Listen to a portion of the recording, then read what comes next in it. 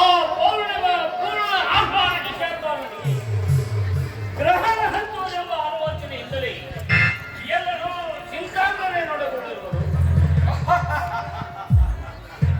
ಅದಕ್ಕೆ ಚಿಂತಿಸಬೇಕು. ಗ್ರಹಣ ಪುಸ್ತಕಕ್ಕೆ ಬರತಕ್ಕಂತೆ ಅದರ ವಿಷಯವಾಗಿ ಚಿಂತಿಸಿಕೊಳ್ಳಬೇಕು. ಮತ್ತು ಅದು ಎಷ್ಟು ಕಾಲ ಇರುತ್ತದೆ? ಒಂದು ಗಳಿಗೆ ತಾಸು ಇಲ್ಲವೇ ಒಂದು ಪ್ರಹರವಾದರೆ ಬಹಳವಾಯಿತು.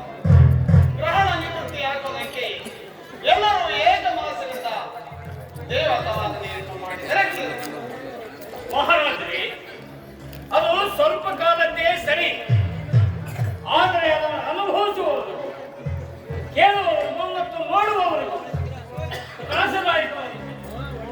ಅದಕ್ಕೇನು ಉಪಾಯವಿಲ್ಲ. ವಿಧಿ ಬರಹವನ್ನು ತಪ್ಪಿಸುವರ ನಾವು ಆಜ್ಞಾಪಿಸಿದಂತೆ ದೇವತಾರಾಧನೆಯನ್ನು ನಿವೃತ್ತಿ ಮಾಡುವುದು.